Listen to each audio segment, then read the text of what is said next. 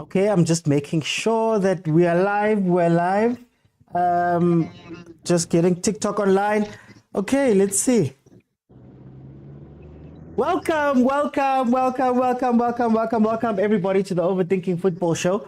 My name is George Mokwena. I'm your host, and this show, man, is a very special show where we speak about South African, and every now and then we speak about European football, but we focus more on the continent and more in our country because there's lots of conversations that need to be had.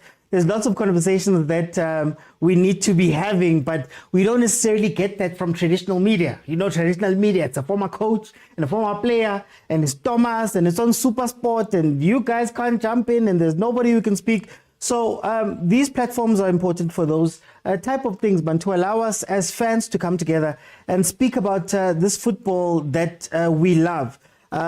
So today is the members show. The members show means that the people who contribute towards the show, we have a WhatsApp group where on Thursdays they get to pick the topic that we're going to have. A topic is suggested, or topics are suggested.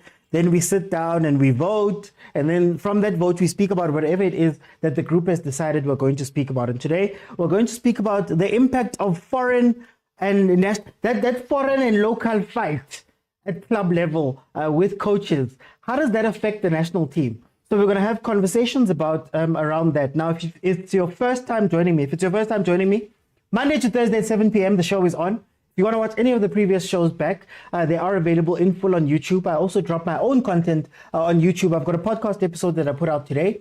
So please support us all over the place. And then if Chiefs, Pirates, Sundowns, Banyana, Bafana, if those teams are playing, we're going to be live doing a watch along of those ones where you can jump in and analyze the game with me as we are watching the game together. It's really an incredible place. That WhatsApp group is even more incredible. Now, it's not just reviews of games and watch alongs. We also do a lot of work, a lot of conversations about the bigger picture things in football, as you're going to see today. So without further ado, I am going to hand it over to the members. Members, likai kamu. We're good. Rainbow team.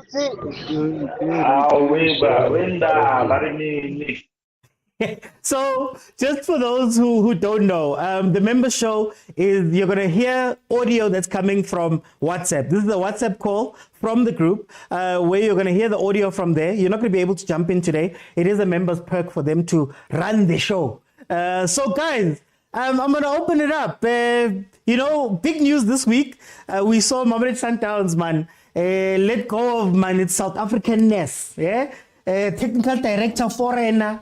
Technical team, mostly foreign, outside of Coach Steve, Kennedy. Kennedy is honorary, obviously, but how does that? How do you guys feel about that? Knowing that Chiefs, Pirates, and Sundowns head coach, man, they're not from here. How do you feel about that? And we'll get into the question of, what that means for everything else. But nifilanjan. Mr. Oti from my side. Oh, Lebza, I think you can start, Lebza. Then Theo. Yeah, I think on my side, I'm a bit in between. My thing is, if they bring improvements, then fine. But if not, then why are we hiring them? Because we've been down this road before at Sundowns, and it didn't work out well for us. You see that we've been exporting coaches at Sundowns, like the likes of Pitso Mosimane, the likes of rulani, mokwena, and Pirates getting the likes of Fadlu out, those kind of things. We've been making strides in terms of coaches, and they've been going out there in the world and representing the country quite well. So now the question then becomes what happens to all that development, because the other coaches, I don't think they're going to get exported. We primarily export coaches that coach at Chiefs. Well, I don't know about Chiefs, but not Chiefs, yeah. And Sundowns, those are the coaches that we know with certainty that they're going to go out in the world and be appointed outside the country. So it poses a challenge when it comes to that. At the same time, for the longest time, I believed that Motsepe believes in black excellence, and he appoints black coaches at Sundowns and the excel. But I think Troy has a different direction. I'm like, if it works, fine. But if not, then like the question will be, why didn't you go with the local coach in the first place? If it improves our football, then it's fine, good shot, but it's killing the development of coaches in South Africa, if we are being honest. Because I don't think there's any club like Sundowns where you find the kind of resources that are there, you know? Okay. Yeah, I'm not sure about Lebs. I think your connection there is a little bit tough. Anybody else want to jump in? Guys, how do you feel about the most resourced teams in the country being coached by foreigners? How do we feel about that? Theo? Oh, I forgot who wanted to come in. Yeah, Theo, then I'll go Malume Kutso and I'll go pray. Theo? Bayasaba ukukhuluma Malume Kutso asikhulume. Bayasaba ukukhuluma ayisizawuthi. Yabo basaba ukungena uthi ngoba ngale coach yaba bayazi. They don't even know ukuthi ama stats are the agent ngiyamale. So yeah, but let me greet you, let me greet the members in the show. Bafethu siyathemba sonke sijabulile nje uSundowns has brought in a coach. For those who don't know, let me be the agent of the show today. Yeah. Let me give the background of the coach. I didn't know that. Even yesterday we were busy laughing at that. But once I did my research, I'm watching for the first time we have the most decorated coach in the PSL, I believe. The coach that has coached League One, the coach that has coached La Liga, the coach that has been in Athens. This guy has been assistant to Shakhtar. We're watching Shakhtar. I think there was a big thing that today when they also in Champions League was once an assistant coach there. He has coached in a lot of teams, especially in Europe, and then coming to Africa. But I believe him knocking out Sundowns last season also became a factor, because when you look what he was doing with Esperance, it was very beautiful to watch him suffocate Sundowns, to watch the structure of Esperance, how they were moving the ball. Sundowns couldn't penetrate. They just got one opportunity to bang, and they got no. But it was a very, very, very good thing for them. But the coach itself, I believe that him coming with a technical team, is already making a stand. I'm coming here to do a job, a certain job that I've been hired to do. Not that Mangoba was not good at it or was not going to do it. But I said it before. You cannot come into a house of another person and you have been there. It's not like you are a foreigner. You have been there. You have seen the development, the changes. And then when now you want to move a Makabe to obviously there's going to be situations whereby certain things around you, they're not going to work for you. So I think that's exactly what I said. But I won't lie to you. I would say it is a very, very great signing. Very, very great signing. And I deep down there, I will put it as I said it even yesterday. I wish he can fail. I pray he fails, but it's a perfect signing for his Sundowns. And unfortunately, he's not going to be a person of emotions. I don't believe he's coming here to fix the country. He's coming here to do his job as Fleming has hired him. Fleming, one thing that I love about him, even though he doesn't want to mix business with pleasure. He wants to move the element of pleasure out of the game and just leave people who are coming here to do the job.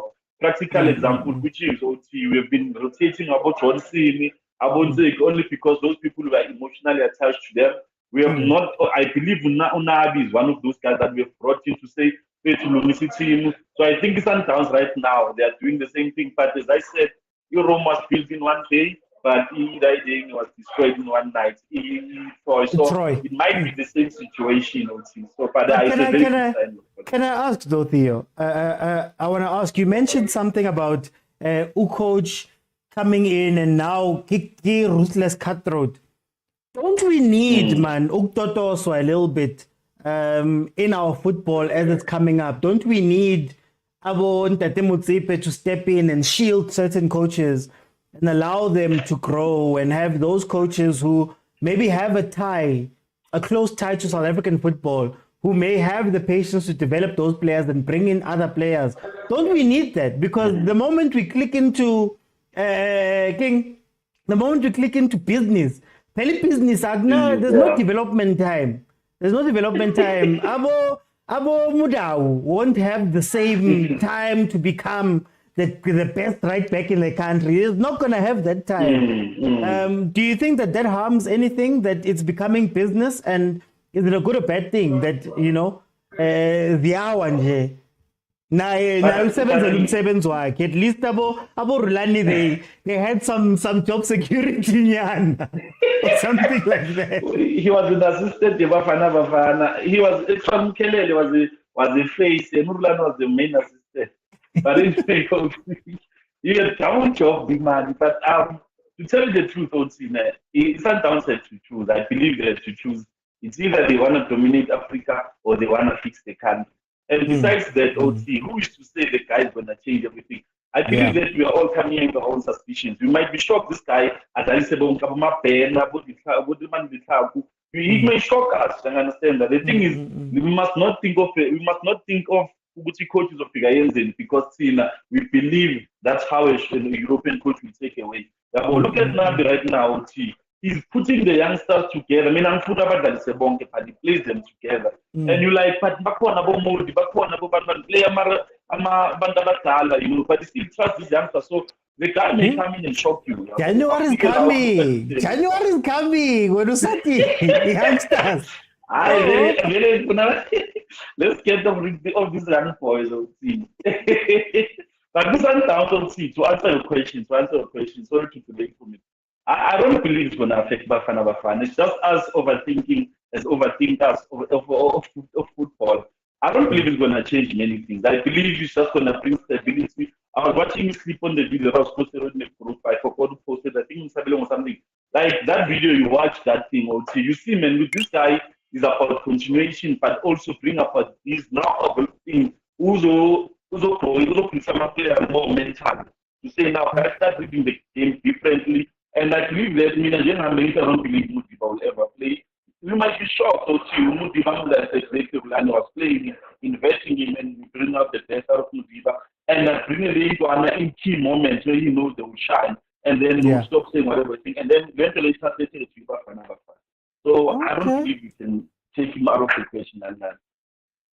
Madame Kuzo, how do you feel about just on the surface having foreign coaches in charge of the teams with the most money or the teams that spend the most money, have the most resources? How do you feel about that in the South African context?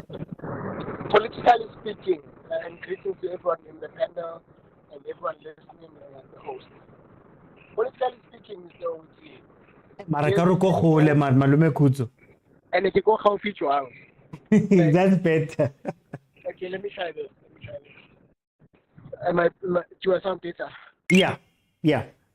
So politically speaking, Mr. OT, I can go on a tangent and speak about black excellence, which I think I vocalized well for it. I feel like Sundowns had provided a podium for black coaches, right? And that's on an individual level, not on a national level. It's just like how black people can excel. Just that picture was good for him, right? And good for us as that we can have pointers. And if we're lazy to think, we can say, look at that black coach. He's doing the most. A black coach has won. In the past, I don't know how many years, it's been a South African coach, including Gavin Hunt. If we want to exclude Gavin, we can just say it's been a black coach ever since, However, Mr. OT, I don't want to mislead people and say the previous coach was playing players for Bafana. They never had interest of helping Bafana. The previous coach, I'm not talking about Coach Mango, I'm talking about his predecessor, was vocal in how he did not want to help the national team, in how he felt that players were selected, it was killing his team. He would rather have players not being selected. So we must not glorify the wrong people. He's a good coach as a black person, but if they had interest, Mr. OT, we've been seeing Mayema as a possible replacement. they've benched that boy until we saw which he's not a possible replacement for Chambers one. He's out of our imagination. Same goes for Sipho Mbule. Same goes for Kanaki Mang, that central defender, Russian Deruk, who we had thought would be his best centre back for Bafana when coach Hugo was selecting him and they bought him. And he's been on the bench since. Yes, there might be injuries and all of that, but let's not pretend as if they had the interest of the national team at heart, which they were playing. No. They were playing about Allen and benching Abumbule. Abu Shalvili were playing Abumtupa, who, by the way, Mtupa was one of the best players who under 23 age. He was on the bench while Abu Shalvili were playing. You understand? And not to be xenophobic, but I'm counting foreign players. Ribeiro came in. He's the star of the national team. I mean, not the national team of the Sundowns. He's the main star right now. We're even saying he must be kind of king, naturalized or whatever. Neutralized, whatever the correct term is. So let's not create a manganga to say if a local coach will always think for Bafana. We have him on record refusing to assist Bafana, saying players being selected for Bafana is killing his team. Now let's go to a foreign coach who literally, Mr. Oti, at a point during a CAF Champions League game, had an all South African team. Literally. In a CAF Champions League game, at some point, it was Nkota, Rile Mahopa up front. In the middle, it was Miguel team, Kabelo Dlamini. I just forgot the third party. And then at the back, it was UCBC, Sefane, Umako, as well as Van Royen. Just forgot one more player. Goalkeeper chain. Oh, no, it was Saleng. I think Saleng will play. Yeah, Saleng. And goalkeeper chain. Yeah, and that's a foreign coach playing an all South African team at some point. With the exception of Uhoto, even all the subs, Mr. Oti, with the exception of Uhoto, all the subs that came in were South African. So I'm counting minimum 13 players that played the Champions League game were all South African. Is he South African? No, he's foreign. And some of those players, Mr. Oti, have raised their hand and have managed to go into the national team. I'm talking about Amos BC, Talent Mbacha, Makopa, Rele Mufukeng, who else? China again. Saleng has touched it, Tito has touched it. And I'm talking 7 players straight from Jose Rivero into the national team. Is Jose Rivero South African? Definitely not. So does it mean which once you are foreign, you won't think for South Africa or your actions won't benefit South Africa? It doesn't, Mr. Oti. We've seen, right? You know, when I wanted to make a point last time, but I thought it's not the right time. It won't land properly because Chiefs is not winning. But at this point, Mr. Oti, Ushabalala is ready for war. You can take Ushabalala to war because he knows that he's a player. He's a fully fledged player. He's not a youngster.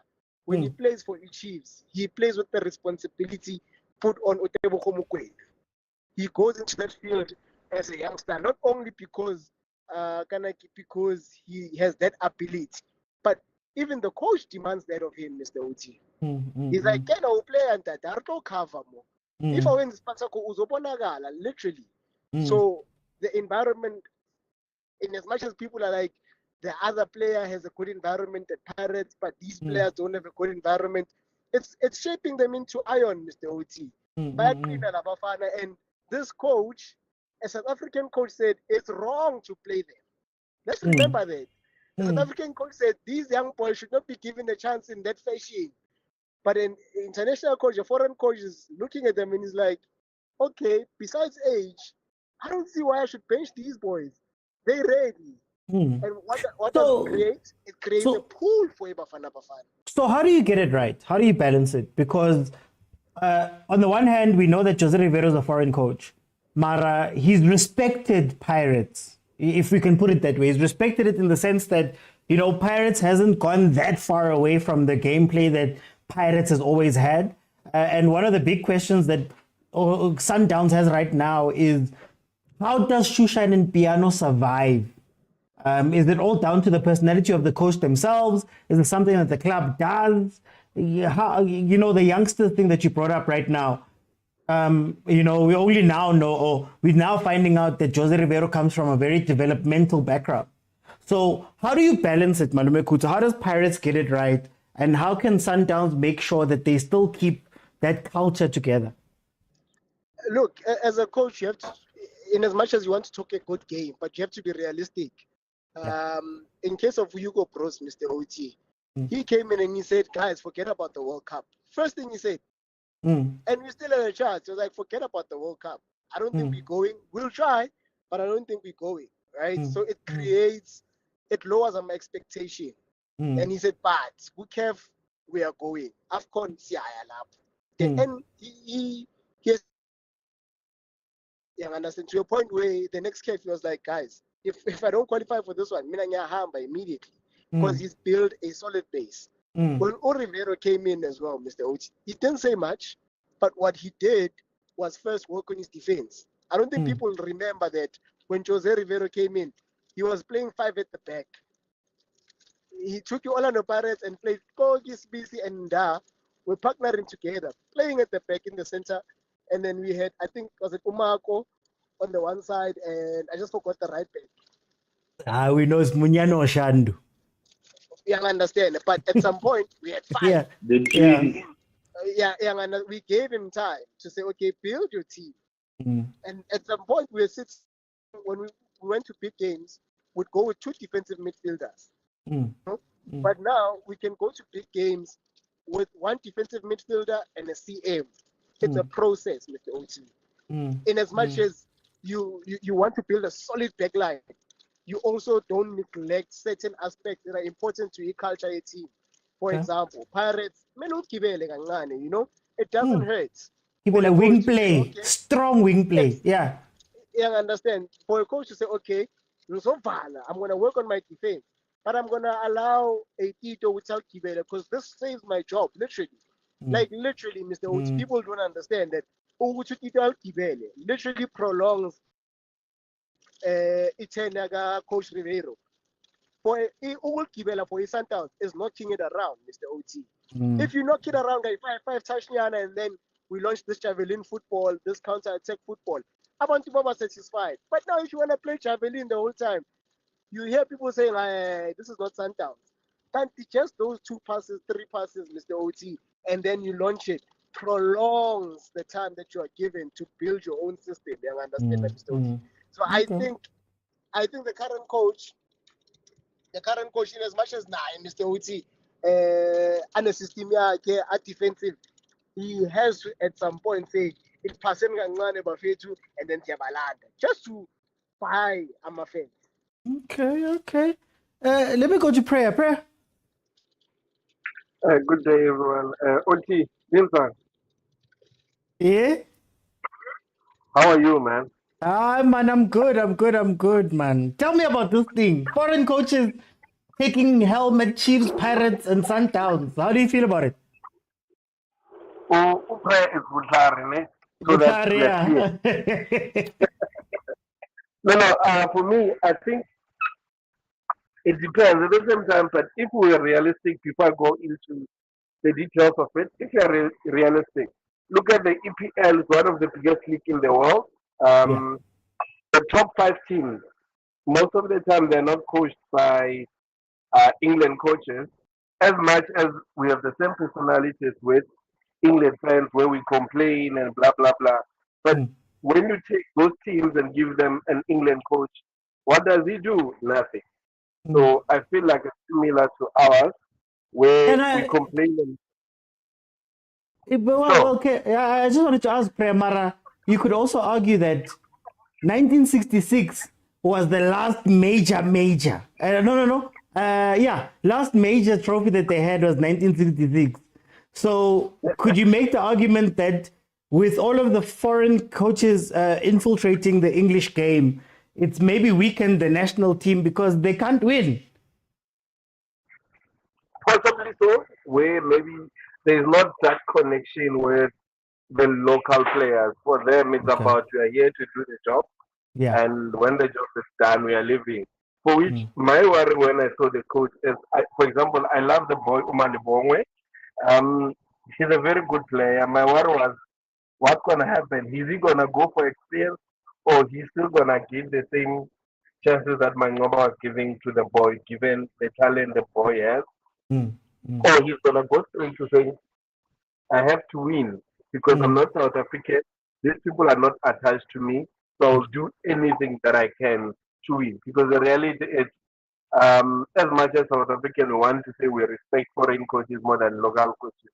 mm, If you're a foreigner and you wanna come change our culture, how we play our football, you don't have enough time. I do agree with Abuti Kujo when he says, "O Ribeiro, what he did, what he O Ribeiro, I mean, yeah, Ribeiro, what he did good was still allowed the players to express themselves the way they want, but building his own way of playing. mm, So mm, that has bought him time in South Africa. So, mm, but for me, if all three are coached by foreign coaches, I don't think there's a problem if the foreign coaches will come here and bring a change to the club. mm. Because the reality is, how many South African coaches have the credentials to do Yeah. so?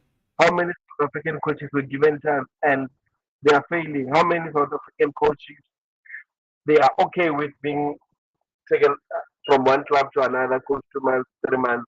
They are Mm, not respected and they don't respect themselves. But mm, we could mm, say they want to feed their families, but all those things, when you look at them and you end up realizing that perhaps South African coaches they don't have the credentials to do so. It's only Pitso and Rulani now and Mangoba who can argue there. But the rest, if they're given chances, will they do something with the team? We all don't know. So the big three, you cannot really blame them. But my argument is, what will the coaches do? Will the coaches allow? Will they link the DVC with the first team? Will they allow the development players to come in and join the first team so that we can have that progression plan? If they mm, don't do that, then I will personally have a problem with such a coach. Hence, I love Coach Ribeiro, how he introduced Ukota, how he mm, introduced Umukuti, giving chance to these young players, and he mm, doesn't put you under pressure when he says you have to deliver as a young player. He plays you, give you time. One time I had Gavin when he started giving Williams, Rowan Williams a chance. He said, mm, I'm going to give you 5 games, prove yourself. Whether the first game you concede 10 goals or not, I don't care. But just mm, know that within 5 games, that's what you have. So we need a coach like that where you will be able to give development to the South African game while there's progression. mm, And for mm, me, Okato also, for example, because we have known what Navi has. Navi has not done anything so far. He's just he's just that guy with which gives players anger. I feel like the behavior at Kaizer Chiefs is coming from the coach. He's okay. too aggressive. He wants an aggressive team. Hence, you see, what coach says, Ushabalala is ready for war. Look Mm, at the mm, the Kaizer Chiefs defender. Look at how much yellow cards we getting because the mm, coach believes in aggression. That's what Tanzanian football is about. mm, So he might struggle because he wants to bring that in the South African football where we play football slightly different. We are more soft. We play with our foot and our brain. We don't yeah. play with aggression. You have to be hard on other players. Mm, So mm, mm. Nabi might struggle in that regard, for which doesn't bring change in case of it. We are just regressing. So for me, European coach I don't mind. If you can remember with this guy, I forgot his name. He coached Kaizer Chiefs, went to Sundowns. Ow. Is the guy who no, Yeah. who's this guy? Oh, But you Railing. know, Why am I forgetting his name now? Imagine. One of my favorite coaches ever. exactly. I think we are all speaking about the Ted same coach. Dimitri. Ted Dimitri. That is, he came to South Africa. He brought change. Basically, he created the culture that we have seen. Cookies achieved was one of the coaches that went to Sundowns and carried on with that culture of great football in South Africa. So if we can get a coach like that, why are we fighting? Mm, Um, Under Ted Dimitri, we saw the best of young players, we saw the best of older players. Players were expressing themselves. So if mm, a foreign coach comes and gives us that, I think we should appreciate that coach than fighting him and say we don't believe in our coaches. My problem with us mm. fans when it comes to coaching is we don't treat the same coaches the same. The Yeah. way we were so hard with Umangete and Ulfiki, we are not as hard for example, with Unabi. Mm. Nabi has the same stats, but we're not saying anything because he's foreign and he looks like he knows what to do. But has he done anything to improve the team and build a team before? He doesn't have such a CV. He has a team that he has found winning, proper develop, and make it win. So Mm. with him, maybe with Cardoso slightly different. He has coached a lot of development. Even though my worry with this coach, honestly, OT, he has never coached him for 2 seasons. Mm. Mm. He has never in his life. Even Esperance So- was from January. They know He I'm only not joined them in inspired. January. Mm. I think Santa Vigo, I think he has coached 7 games or 8. So it tells you that there is something wrong with him that he's not doing right. And once says even at experience, he didn't win League Cup, he didn't win any local cup, he only won the league. He was struggling with cup. And his two defenses, will Sundowns fans give him the time to play his game. Yeah, he has a lot of experience when it comes to development. But when it comes to the boys, he has done terribly wrong. Is it the coach that we want to say Sundowns? I doubt. Okay. Personally, I doubt. So let's see. But I'm happy with you know what you said before. We used to call Coach Ribeiro a plumber, and he has proven us wrong to an extent. We're not happy with Hugo Bros, and I'm one guy that hated the guy with my gut, and he has proven me wrong. So it shows that let's give him the time. But for me, I'm saying let's judge foreign coaches the way we judge our local coaches. I think let's put them at the same place. They're all coaches, Yeah. and let's that's my argument. I wanna jump in and say I think one of the most interesting things that I heard now with everybody speaking was about the cultural part of it. And does it come down, and I'm gonna open the floor, does it come down to us fans too, that man, as the South African fans, they're made happy so easily. That you can play 6 at the back, and you'll be fine. If you're at Mamelodi Sundowns, even if you're playing a defensive brand of football or whatever, as long as you allow them to knock it around, people will be fine. Are we really that shallow, man, as South African fans, guys? Are we really that shallow, Uti? The moment they do those things, we just go, this is what we want, regardless of the score. I mean, Rulani went through a very tough time towards the end of the season last year. But we still remember Rulani in this glowing light as being what, and this and that and that. Ntabeleng, I don't know. You wanted to jump in there? I wanted to jump in and say how quick we forget, the only reason this team is going to the Club World Cup is because of our own coaches, eh? How quick we forget, eh? But I would say, man, for me, if Sundowns is heading with this coach, are we becoming defensive? Are they becoming defensive and whatever? As a counter-attacking football? Remember last season when they played Sundowns? I would say he outclassed Rulani, how he played. But are Sundowns fans really going for that? I doubt, especially when you talk about defensive football and attacking. I doubt Sundowns fans would be willing to be off the ball and watch their team being attacked. I doubt that will happen. I doubt. I really doubt. Could you mask it by giving them some possession? Could you mask it by some places during the game, Bambeni boys pass it around? Do you think that Sundowns fans might be fooled? No, I doubt. Remember, what do they call it? Shoe shine and piano. Eh? So I doubt, especially if you're saying we're going to defend. So you're saying Motaung Zwane are just going to touch the ball for like 15, 20 minutes, or towards the end of the game? Or how do you control games? Now, I would say if they are heading towards this thing of saying we're going to defend, it's going to be a problem with the type of players they have. And even if they say coach is practicing them how to defend and all that, hey, his record is not that good. If I was him, I would say this is a burden for him. And I got Khanye. It's sad, actually. Not only it's sad because of the only African coach, if he lasts, we're going to have a World Cup. Out of how many 3-4 African countries, the only person who's going to have is Rulani. This is sad, man. And he might not even make it. This is sad. And going on the whole foreign quota thing, hey man, foreign coaches come, some it works, some it doesn't work out. And now I would say Hugo, it worked because it's a national team. It will work because the national team is all about knockout football. Because Sundowns, yes, CAF is knockout football, but how long do you sustain it? Are you gonna play against Sundowns or Chiefs and defend? Okay, so tell me, what if he comes in and he plays the ugliest football, the opposite of what Mamelodi Sundowns plays, but he wins?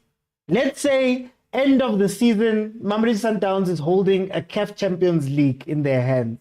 Do you think Shushan and Piano will matter? And do you think that if he were to do that, do you think Shushan and Piano will have to matter ever again? Yeah. I think if he does that, it puts everything aside. It will mean he knows his business the same way he outclassed Rulani last season. So if he wins it, it's a big if. It's a big if. Because now he's playing Raja. And remember, again, they have a return leg with Raja. So if Raja beats him, that means Sundowns are on 2 points. That means Sundowns are on 2 points, right?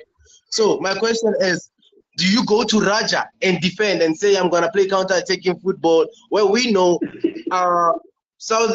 Northern African teams love defending.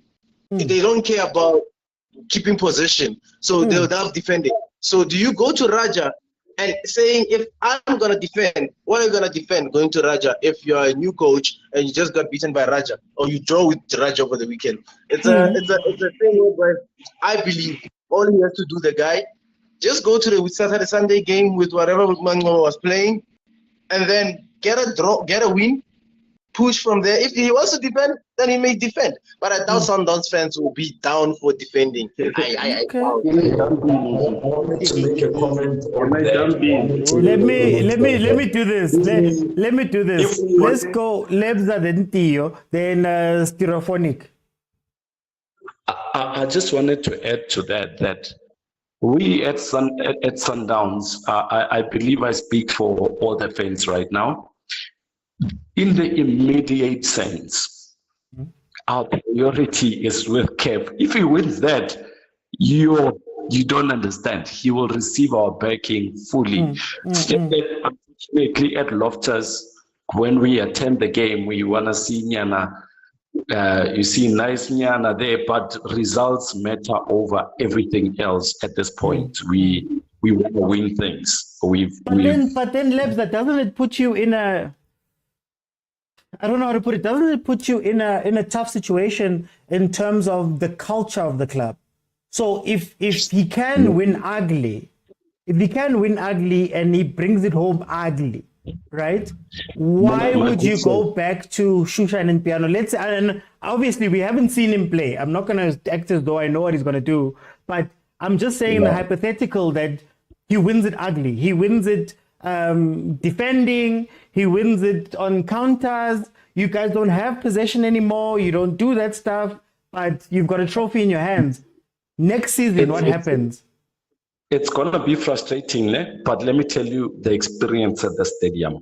When Sundowns scores and we sing Mpoho there on the stands, we forget about the style of football. We celebrate like mad people.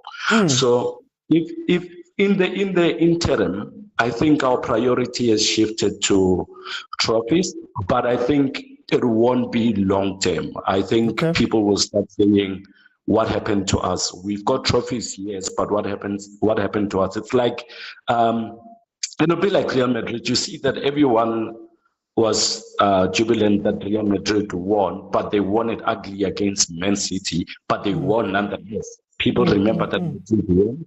They don't remember Madrid were horrible that day. So history will remember us as winners, as Champions League winners. How we won it wouldn't matter in history books. But after that, I think the fans will, after getting that satisfaction, they will start saying, but can we not play better? Can we not go back to our identity? In the interim, our priority is winning that CAF that has eluded us for so long. I mean, we've gone to semi-finals twice in a row. We've been knocked out into quarterfinals twice in a row as well. So I think... No, Lebs, I want to say, before I go to Theo, I want to ask you then, if that was to win, would you be willing to sit down and say that maybe Shushan and Piano is not the way to win it? Maybe we've been cooking with this Shushan and Piano, and we haven't eaten. Maybe it's not meant to win. Maybe you have to go to the other side. Would you be willing to entertain it? The thing is, last season, I was attending all the home games for Sundowns at Loftus. And you could see the shift of the fans, that they no longer concentrated on football because results were not forthcoming. Yeah. Everyone was like, we were forcing ourselves to sing, basically, to support the team, because we could see that, no, here we are winning by luck, or the referee ruled in our favor, or especially the game against Esperance. You know that I left at halftime. I left the stadium at halftime. I was like, I'm not doing this. I could see what was happening. I was like, I'm not doing this. I left. I drove back home. I didn't care much about the game after that. Because you could see how the players were playing. You could tell that if we play 300 minutes, we will never score. So Shushan and Piano is nice. I'm not gonna lie, we enjoy it. But in the interim, we want trophies. Anything that will give us that big apple, we'll appreciate it. I wanna bring in Theo, because Theo might understand. My hand is up.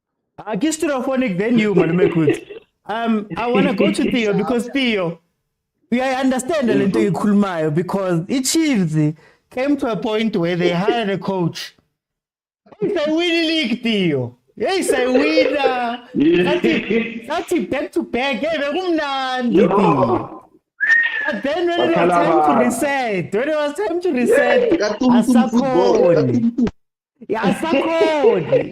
So is Sundowns maybe also risking that? The reason why I'm asking Guti, if this becomes winning football, what happens next season? Does Fleming and everybody say, you know what, maybe DDC needs to play this football. Maybe the women's team needs to play this football. How do you feel about that? As somebody, I know, because you know this. Let me bring a different school of thought in this thing. I believe that, actually, let's be honest, we had best players that came. You know, Bopaka, when they came back, Romato, and there are two types of coaches that are there. There's a coach like Ribeiro, who gets into a team. Coach like Ribeiro and Baxter, they get into a team, they find the strength of the team, then they work on them. And then you have coaches like Abu Rulani. They find the team that is well, but they want the team to play a certain way that fits their style of play, like Abu Pep. They will change the dimension of how the team plays, like Mourinho. Mourinho will get to a Chelsea that likes to play hard, press high, and tell them, sit back. We're going to hit them in transition. That is style of play, low block, and then hit them in transition. But I don't believe the second Jose, because I just discovered Guti is also Jose as well. So we have two Joses in South Africa right now. This other Jose OT, I believe in Esperance, he was playing to the strength of his players. You understand? And I feel like we are getting it all wrong, thinking which is going to get through Sundowns. The OT, there's no way you're going to make Sundowns with a low block. It's impossible. It's only Chiefs that made them roadblock. But anyway, a sequel of OT. There's no other team that can make Sundowns defend the whole game. The reason can go OT. Ronald Williams plays from the back. So most of the teams are very low block, meaning people are because low block becomes money Susa. Without the middle guys, you understand? There's no way you will play the ball in the middle. That means now you are minusing you are minusing two key players, Allen and Mokwena. No overs at the moment. So three, already those players are out of the game if you play low block. So there's no way this coach is gonna come in and change that. And I believe they took him because they have a strong defense on team. Most people are not understanding this. Sundowns is a very strong defense. That's why they concede less goals. So bringing in these guys, it means that now they're saying to him, improve us going forward. Yes, we are good marking. We don't have to worry about that. Now bring a different element when we attack, we become lethal, we become more deadly. And I believe that's what is going to do it to Sundowns, because they are not going to play just to control the game or the ball, but they're going to play to punish their opponents. And that's why, as a team supporter, I'm making a 7-day fasting. It's may employ what they want, which is low block. Because if he comes with this mind that I have, he's going to destroy everything. If he comes with the mind of Jose, the Pirates, no team is going to stop him. Why? Jose knew with the Pirates, he plays on transition. They like to manipulate the ball, play with the ball. So if this guy comes in and then he says, okay, let me copy what Jose did. Don't change many things. Let Sundowns play with Sushan and piano. But I want someone, every time when we get near the box, we shoot. That's if you have noticed Sundowns, they hardly shoot out of the box. If it turns out Gucci the ugly football, and then I think it's a question for South Africa as a whole.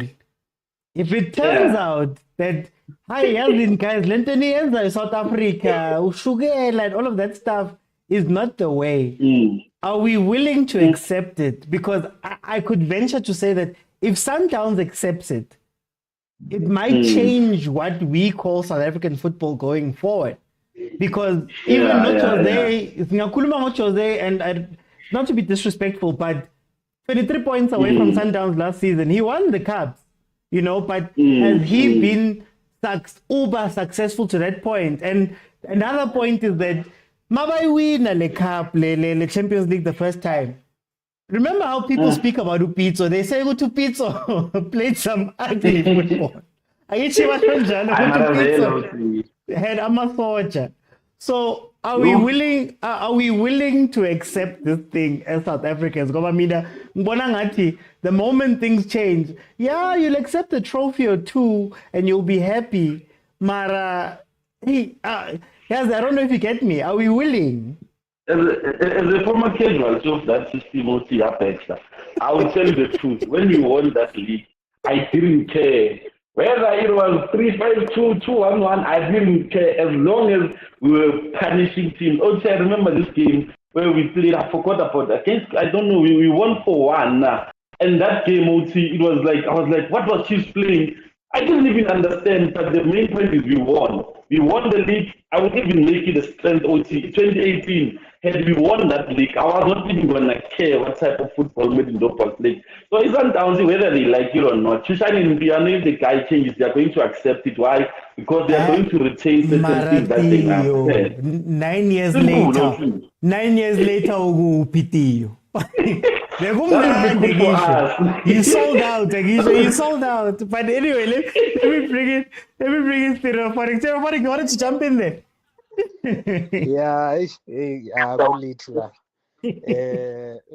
From the chat room to the member show, you know what? There are certain people that are supposed to be in this member show, and but to get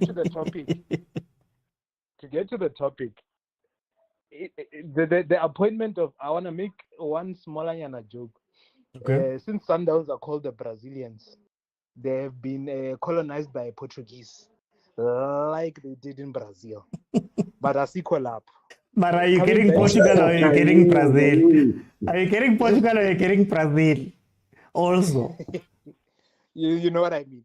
Yeah. Honestly, it's sort of giving, there was an adage that they say, a black man's medicine is a white man.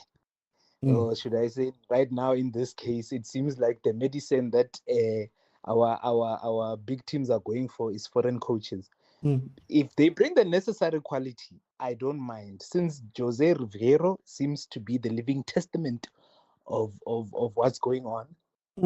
But with the appointment of Cardoso, personally, I'm not too sure about it, because you're coming from a club that everybody knows that that side, the type of football they play is different to what we used to here in South Africa.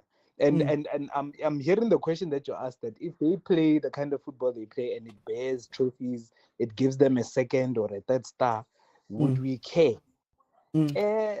Honestly, the majority wouldn't care.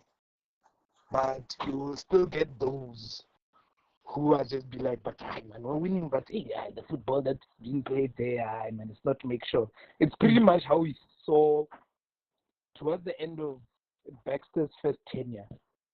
We didn't care. The way the counter attacks, we were enjoying the counter attacks and the goals set pieces by corner kicks. We didn't care. We just wanted goals, wanted to be happy. But once Baxter left, and then we started seeing, hey, it's not to make sure here. And then that vicious cycle began. So right now, it's for Cardoso to prove us wrong. But otherwise, I mean, if you look at, I wanted to ask you, Mara, is the problem maybe that we are pushing against this thing? And I don't want to say that I'm an advocate for any football. I'm just asking the questions. If Baxter took us to a league and Ernst Middendorp took us to number 2, Kadi last minute, and Gavin Hunt almost won us a star, are we not pushing against the thing that works? And maybe that's where the struggle comes from. And maybe, I don't want to say that I'm for this, but I'm making the case, devil's advocate, that maybe the football that Chiefs was playing pre-Baxter wasn't winning football. And we just have to accept that maybe that South African culture that we have is not the one to get us these big things, the leagues, the CAF Champions Leagues, you know. Is our problem that we're pushing against it instead of just accepting it? No, but we're seeing this. We're seeing this with the national team. That we're basically grinding out results over the suggested beautiful football that we're all looking for them to see. Yeah, we're grinding out results, and at the end of the day, we are all happy. It's I can even I can digress to rugby, that as much as we are the best team in the world, but as far as rugby watching to the eye, that meets the eye, everybody knows that the All Blacks are the Barcelona. You know, they play beautiful rugby. But then we grind out results and we make sure that we win, and we win using within the rules of the. I mean, win by 1 point. Don't forget to mention that we win by 1 point in rugby. Exactly, Talebza. We watch rugby remaining, but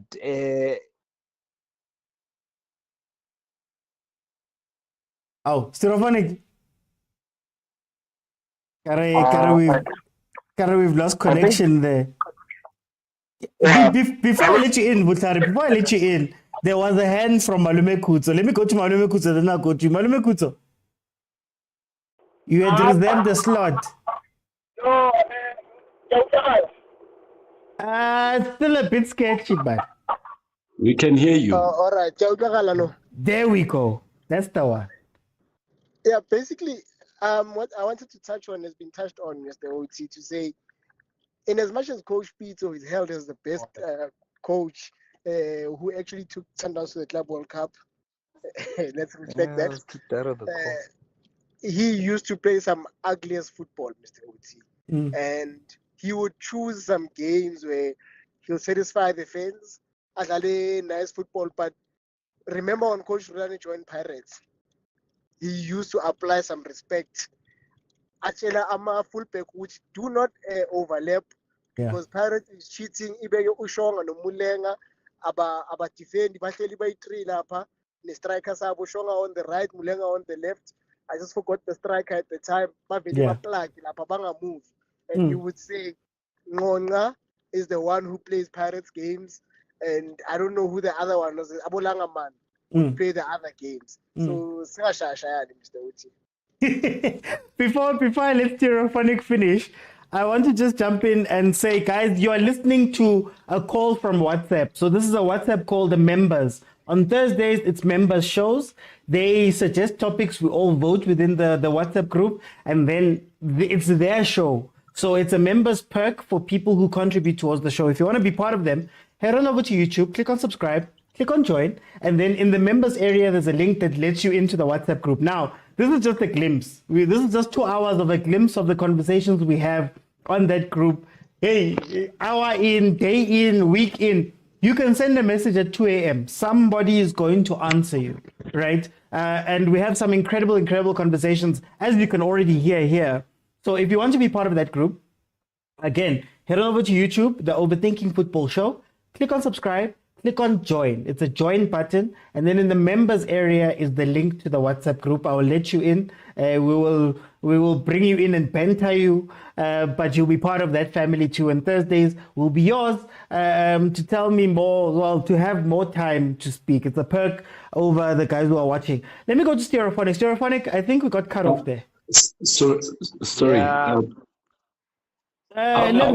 Let me let Stereophonic finish. Because I know also Vutkari was waiting, but I just want to give Stereophonic his time just to make the point there. No, okay. Yeah, but like I was saying is that I think they look to their weakness, cut out their weakness, and then just grind out results. And then obviously, like I think everyone has been saying here that what results count, because history will remember number one.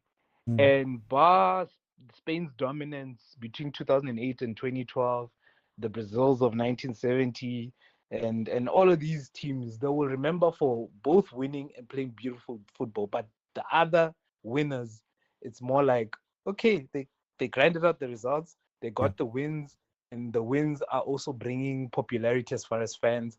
And with fans, the commodity is fans. Yeah. And yeah, so that well, was the point I was trying can we grow to love that football? Because I'm hearing people speak about Madrid. Let's say Madrid right now.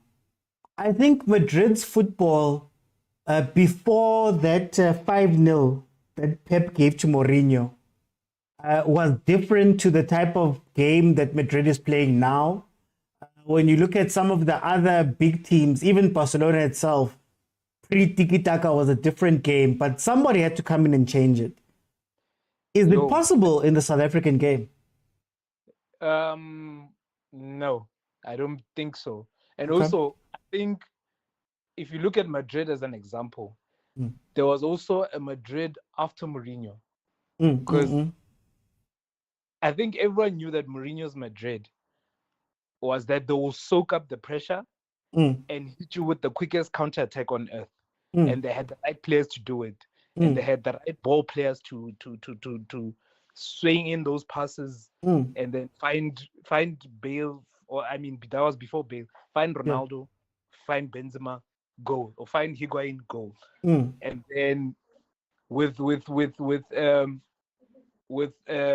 even after Benitez, so I'll add Ancelotti. There was at least a bit more possession play, but everybody knew that Madrid were one of those teams that could soak the pressure very well. 3 front players, everyone go counter. And I think there are teams in the PSL that do that, but you can tell with some of the players that are there that it's not necessarily their strengths. So yes, some they can grow to like it if it's the winning formula. But but then generally we've seen at some point we sort of get bored by it. But as long as it brings in the goals, and then the goals will bring the bums into the stadiums and views on the screens. So yeah, it's a double-edged sword. Actually, let me put it that way. It's a double-edged sword. Okay. Here's a question I'm gonna ask after prayer and labs. Guys, please get ready. Can I ask then, when you're changing the style of play of a team, or you're a coach coming in, are we more lenient with the guys that go all the way? So let's say it was the possession-based game, but now we're going all the way to transition. We don't want the ball anymore. We don't want to do all of those things. So completely change than Abu Bangoba, let's say, who are wanting to change the thing, but he was trying to keep some of the stuff and make it work in this way. And are we more lenient on those coaches? But I'm gonna ask that question after we've gone through Vutkari, then Lebza. Vutkari? So, for me, I want to say something. South African fans, we are quite shallow. As long as something is bringing results, we forget how we want to look at it and say it's fine.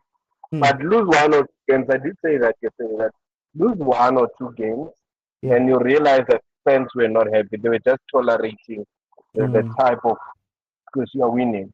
So we immediately forget that you gave us three leagues in a row when you start losing.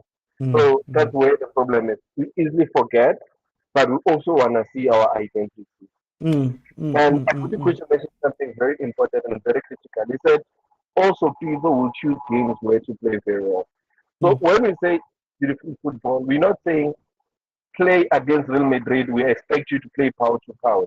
No, there is games where that you need to look at your strengths and how do you use your strengths and defensively. So if you're playing a team that is way better than you, you know. So if we were to look at also the North African, and actually when they get to South Africa, they don't want to go pound to pound with any South African team. Yeah. Because they know they play more defensive. But go to Cairo. Cairo is a slaughterhouse. Now they are more aggressive. Yes, they don't have the same abilities as South African players, but they go pound to pound. You get it. I also look at Coach Kevin Hunt. Yes, Kevin Hunt did well, extremely well. But look at him now. Because now the generation of tall players, we are slowly moving away from Bomato, those hard players that we had then. Now Kevin Hunt. Yeah. Valerina Hayo, Jambo, you get it. So now we started to struggle because now we're now starting to have more shorter players, more players that they want the ball on the feet, not on the head. They are good with passing, but if you put in a lot of crosses, you're gonna get one goal, then now you have to be good. So now he's starting to struggle. So I'm gonna use Kaizer Chiefs as a good scenario with this to answer that question. With Kaizer Chiefs, we're okay with Coach Ennis. In fact, before Coach Ennis, we're okay with Coach with this guy Baxter winning, right? We were so happy Baxter is winning. But we started realizing when now Mato is getting out of commission and then now he's no longer there. Now we're starting George Levis has left. Now we start to see the cracks in that team. You get it? And after that, what have we done? Nothing. Because we're totally away from the type of football where we always achieve it's all about special players. And special players can play only on counter attacks. They will struggle. Should Chiefs have leaned into that then? So if Baxter was successful, should Chiefs have gone, okay, guys, maybe we should go fully into this thing? Because for me, the big pattern for Chiefs is we have a good coach with great play, and we love the play, né? But it doesn't win. That person gets fired. They bring in an ugly coach. Somebody plays ugly football. That person wins, or gets very close to winning, or gets us to our highest point. Then we go, I know, man, but we're not happy with helicopter. Then the following is you bring in somebody who's not the helicopter, and then you don't win. Then do we not have that cycle? Shouldn't we have gone, okay, Baxter won like this, or even after Baxter, Ernst Middendorp has now proven maybe that ugly football is our thing. Shouldn't we then just go, you know what, from now on, we're looking for ugly coaches. So forget about Atazwane, forget about trying to put the ball on the floor, forget about all of those things. We are going to make this helicopter an Air Force One helicopter. It's going to be a helicopter and Wi-Fi and all of those things, and just carry on that way. Look, for me, I'm a differ with you in that case. In the sense of the struggle was going to come from, I guess now we need to also change our DDC. Because our DDC is full of special players that want the ball off the pitch. So now they not that link between the DDC and the first team. So now the first thing that if we wanted to go that route, was to say MS also contribute on the DDC. Now we have to look for tall strikers. We have to look for tall defenders. Maybe we have to look for fast wingers when we go scout young players. But in South Africa, how many are you gonna get that are comfortable with that kind of play? So you might find eventually you'll struggle. But when you look back, even Ted Mitchell his football was more onto the wing play, the players were good. We had Boshafo, one or two great players who will be able to play good football with transition football, which come to shove. So I think we just have to find a coach that can strike a balance. Maybe it looks like that coach that can strike a balance, but my argument is, do we in South Africa have such players? If they're there, they are very far apart. They are very few. To be honest, look at Novo. Novo did well under coach Gavin Hunt, and Gavin Hunt was a coach that plays on defenses and on break and then we attack. But to be honest, the reason why Novo did well, I'm talking about Umshini. The reason why he was doing well, even though we're playing on break and attack, it will allow the ball to go through him. Will allow him to be the brain of the game. As much as we are breaking fast, he was the link between the defense and the strikers before we go float in the defenders. But now you move into Coach Baxter comes back. Now the ball moves directly from the defense straight to the strikers. What happens to those good players in the middle? They don't tend to play the game. You get Novo who's in the game, but he doesn't have a role at all. So I think we need to find it, because if you look at Coach Pitso, I want to use him as an example. Coach Pitso will find a balance between, he will basically, I think he will read games. I say, I'm playing Orlando Pirates. There's no Coach Rulani. Coach Rulani is smart. There's this thing of cheating, taking a full back, directly inside. Now we are overloaded. Let me rather play from low block and we attack. And if now the team that I'm playing with is starting to get tired, now it's my time to start now playing the tshwane and piano. So he will play football with intervals. Anywhere where he plays. Even when he was at Ahly, Coach Pitso used to play the best football that you've ever seen when he gets to South Africa. But he knew how to play in intervals. So I don't have any problem if we can strike a balance between the two. But in South Africa, if you're a coach and you want to play on low block, you struggle as Gavin Hunt is struggling right now. If Gavin Hunt does not have Jeremy Brockie, he struggles to death. Because Jeremy Brockie is from the era of... you mean Robler? I mean, I want to say Robler. He's from the scope and donor game. Now we're starting to embrace more of, now we are Brazil, we play good football, we need the ball on our feet. That's how we play. Even Coach Hugo Bros, he has found a balance between saying, allow South African players to play according to their strengths. But if push comes to shove, let's play on a low block. When we break, we don't just switch from the back directly to the striker. Allow the ball to move from the defense to the midfield. They would send a Rushishi who collects the ball and dances along the ball, turn defenders around, and then we break, we score. So we need to find a balance. And I think Okadoso, as Mamelodi Sundowns new coach, because he's the one who started this conversation, he needs to find that balance. He needs to find a way of interlinking the two. If he doesn't do that, trust me, a lot of players in Sundowns, one of the first players that will strike. Yeah. No, I just want to bring in Ulebza. Just for time there. I just want to bring in Ulebza. Lebza, you wanted to say something there?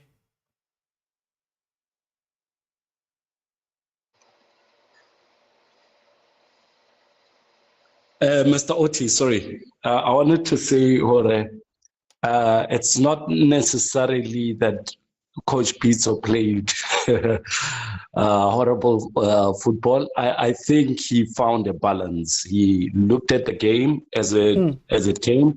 I remember there were games where we were frustrated as to why were we defending against opponents that we could easily beat. But I think he assessed our strengths in that game, because you find that other players were fatigued or this or that, or he knew the strengths of the opponents quite well, and he planned properly, because I don't think he believed in possession for the sake of possession.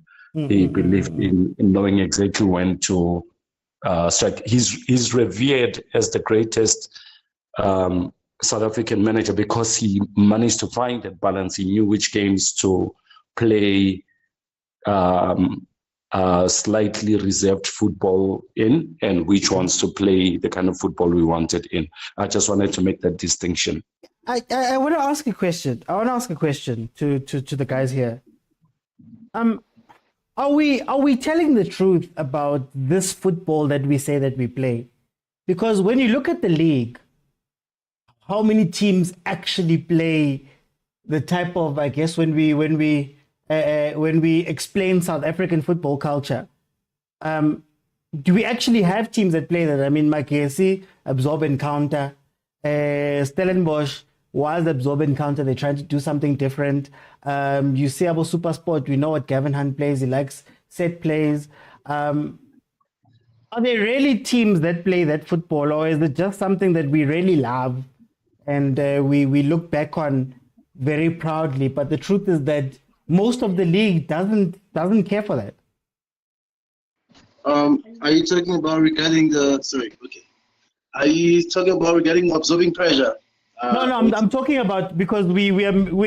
It sounds like we're saying that South Africa as a whole, man, we play this Shushan and piano like football where we have players that have to hold the ball, you know, like it's a very open game. But when you watch most of the PSL games, most of the teams are not doing that. One would say, now I don't remember Pitso playing ugly football. I would say he was more direct than keeping the position a lot, you know. That's why we had PSC, Bodoli in such spaces most of the time. So he believed in starting the ball at the back, but not playing it. Like, as you once said, you know, you get pressure, create space in the midfield, through ball to whoever you call. Bolangaman or Botompo or whoever. Yeah, and then it got tough at some point. Then he resulted into getting Bo Castro, you know, getting the ball inside the 18 area, perfect deliveries, you know. Yeah. But for now, I would say Shoeshine does work when you have the right players in there. But I don't see anything wrong, you know. I think the problem gets to the coaches when you say the coaches become stubborn, especially coaches who play football like that. Whereby sometimes their football requires you to absorb pressure, and instead of playing, you know, one could say, I love Rulani, but one could say Rulani was a perfect example of that, you know. At some point, you need to, actually, but he perfected it at AFL final, and people didn't even see it. AFL final, he managed to, like, score that one goal, and then they set back while having the ball. After moving the ball, finding a way to frustrate these the North Africans. So for now, I'm saying it's possible. And regarding this thing, Yahore, we have to play it. No, we don't have to play it. Yeah. But when it's in the culture of the club to play that type of football, even if you're a coach, it's a bit difficult. Because remember, Hore, now I would love to also touch on the Rivero, and everyone talk about Rivero and everything.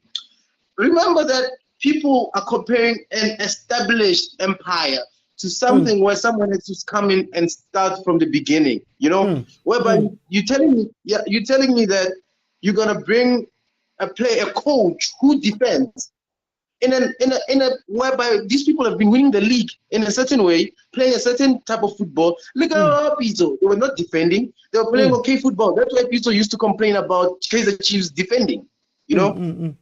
Pitso, so these people get there, you get a new coach, there's a culture got club or this type of football. And everyone is talking about, hey, Rivero came, he brought, yes, Rivero came, but Rivero didn't find a place. He found a place that was falling apart. He had to start by building the defense from the back. This guy has to get there, say, okay, I have a defense that considered less goals last year, by the way. They considered less goals. I have a midfield that's so solid that it conquered most African sides. I think like Ahly struggled to go AFL. Is that in AFL or group stages against Sundowns? Yeah. We're talking about a team that could get goals. If they score more than one, if they score more than two, they can get three. So where do you, as a coach, that's why I said, Manga, when he came to that position, I said it's difficult. The only thing he needed to do there, motivate the players. This guy comes in. Are you going to defend? Is he going to change the culture? We're talking about. But is there anything wrong with changing the culture? Are we just afraid of change? Because even Shushan and Piano, the Prasten had to come in and change the culture and say, no, this is what we're playing. I'm going to be the first person. It's fine. We'll take the errors and everybody will say whatever they say, but I'm going to stamp Shushan and Piano as Mamelodi Sundowns and we'll go forward. Is there anything wrong with Flemingberg and Klopi and whoever? And I'm not saying it's going to be like that. Let's not, but I'm just asking a hypothetical question that if Sundowns wanted to go another direction and maybe they say, you know what, guys, we're seeing that possession is not winning anything. Up north, they don't care that much about possession. They don't care about holding the ball. And Ahly has won 12 of them. Wydad has got 5, I believe it is. TP Mazembe had 5 from a long time ago. ES Tunis, I believe, has won 2 in the last 10 years or something like that. Would it be wrong for them to say, hey, guys, maybe we're going to go down a different road? But are we just afraid of that? You know, there's nothing wrong with changing of culture, but changing of culture while the club is in its prime, it's different. What has the prime given you? The prime, I'll ask you prime as Champions Leagues. Can I give you a perfect example? Who's this guy? Who came to Madrid after? I think who came to Madrid after Laporte? Hey, what was his name? Lopetegui. Is the name? Can you make the name again? He came to Madrid. Julian Lopetegui. Yeah, Tegui came into Madrid, wanted to play that Spanish type of football. Am I wrong? And Madrid, and I think someone mentioned that Madrid, they play a different type of football whereby they can absorb pressure, they can just counter all day and whatever. He came there trying to change the culture of a team that just struggled for 5-6 months or towards the end of the season. You want to change the thing. He didn't last on that line. So can I say this though on your example? If Lopetegui won the Champions League first chuck, does Real Madrid look the way that it does? And if Real Madrid hadn't won the Champions League that it won in the last, 10 years from those Carlo years or whatever, do you think that they'll still be playing the same football? I think no. They would have found a different type of coach, as you say, the changes of football. But it's as you say, it goes with how you found the club, OT. I mean, even if you get into a club whereby, especially Madrid, imagine if a Pep was to go to Madrid, it will be difficult to change a setting that is set to a certain degree. Whereby I'm saying with some of football. No, I'm just making it. People forget, People forget.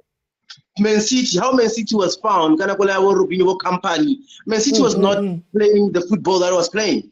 Remember, Man City used to also do the same. And what was it? It was Mancini. Then it was what's his name? Pellegrini. But Mancini was playing more or less the same thing. Can I finish you? When he had to press the reset button, Pep, he had to chase everyone out of the club, right?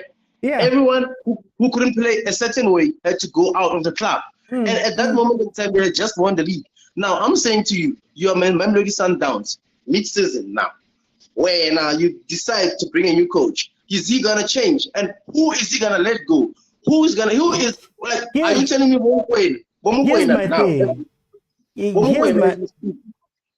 No. Oh, what I'm saying is that I think there's still a pinnacle. Pep was brought in because City was winning the league. City was doing all those things, and they were like, we need to go for the Champions League. And when they brought Pep in, it wasn't just Pep. They brought in Chiki Begistan, who was the guy from Barcelona. They changed the development. They did all of that. But obviously, I don't want to make it all down to the coach. But would you say that in us winning the league 7 years in a row, right? Let's say Mamelodi Sundowns won the league 7 years in a row. Invincible what? Mara, there's still that mountain that with all of the nice play we've had, we haven't been able to get to that mountain. So wouldn't you... Are we gonna compare OT for how difficult it is to win continental trophies? Even for Ahly, that's how we're competing. Sundowns only has one. The people they're competing with don't have one. They have 4. They have 12. Some of them. TP Mazembe still has five, I believe it is. Zamalek has 5. And how many? And how many does Pep have? And since he has been in City, and since 2016. And what did the owner say to him? The owner says, "Hey, Makai, minangfuna leya. I changed everything for you." So could it be that Sundowns goes? Kobe says, "I want that one. I'll change everything." Fleming, go ham. My take is, OG, you've been reaching the semi-finals, you've been reaching the quarterfinals. You understand how big that is? For 8 years. For 8 years, Pep was in the helm of City, and he didn't win the UEFA. He won it 2 years back. Yeah, and he's under pressure. You saw him. He was under pressure. Hey, did you see him lose? Was it in the final where he lost? And you could tell that, hey, the hour when I go in Monday. And I'm not disagreeing, but now I believe, but if you can reach the semi-final twice, or once, and there's a consistency to it, it's obvious you're not doing something. There's something you're doing right. It's just that there's a piece of a puzzle that's missing, where maybe you need to just remember Pep. Actually, the season he won it, you know Pep doesn't like defending, but that season he went to Atletico and packed the bus for Atletico. He said, "I'll go there and do what they do," right? And he was not scared to actually defend, because the previous season, remember, Madrid did the comeback, and then it was painful for them. He went there and defended. So what if this season Rulani was gonna be like, "Okay, I've reached the semis and I've reached the." But they've changed him, so they've already done something big. I think we'll see though. No. But let me let the others jump in. Theo. Oh, it's funny, man, how we forget. You know, at the end of the day, every team or every team that you go to as a coach, in our requirements of Okala, and those two now, they know what you bring. I don't think Sundowns, Fleming, they just left and said, let's go for that guy. They saw something in him that was lacking with Sundowns. And unfortunately, it's a reality that we're not aware of. Oti, when did you last see Sundowns score in Cannes? When did you last Sundowns? We need to be honest. We have to evolve as time goes on. And the third part is, are we ready for that now? And I love what explain the evolving. Evolving to what? Okay, I wanna Leo you shining piano is gonna be out of the window. I'll repeat what I said. If they win against Pirates 5-0, Bahama Cross, they will never come and talk about Shushan and Piano. And I love what Abitokito said. There are certain games where you want to move the ball. There are certain games where you just want to score goals and relax, take away the pressure. That's why I'm saying, Umanova no Rulani, for me personally, they would have gradually grown to those things. But thinking with Sundowns, the popcorn team, they want the results manje. And the third part is they are chasing something that can come in now. And I promise you, this guy can come in OT when he goes to play Bombo Ahly, Nabubanbani, Apaki Pasi, Ashai Kolewa, and Sundowns. He will come here, play Shushan and Piano, win the games. But as time goes on, after they win maybe CAF Champions League, which I wish they don't. If they do win it, then now the mindset OT is already different. It means now, or when we go abroad, or when we go to Africa, we change the style of play. When we are here, even the teams will know. But if you manipulate that, but I promise you, it will affect the league. It will because the reason why they can't go head to head with Sundowns is because of what Pitso did and what Manova perfected. And I will say this again: whether we know Butikuto Morandum, Manova perfected Pitso style. I mean, not Manova or Rulani. Rulani perfected it. The holding on of the ball, the movement of the ball, everything OT was on point. Just that there was no end results. But now that's why I'm saying you bring this guy. The expectation is we have had the ball. Because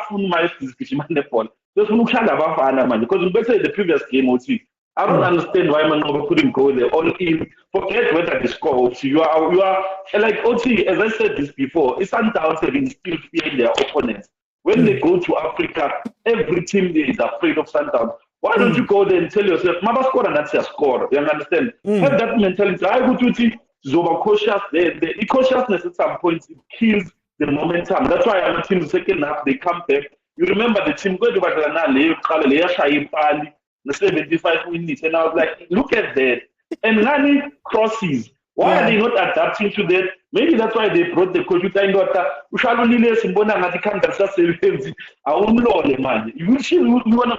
we're gonna see them scoring Namakana from now on, and that would be an improvement.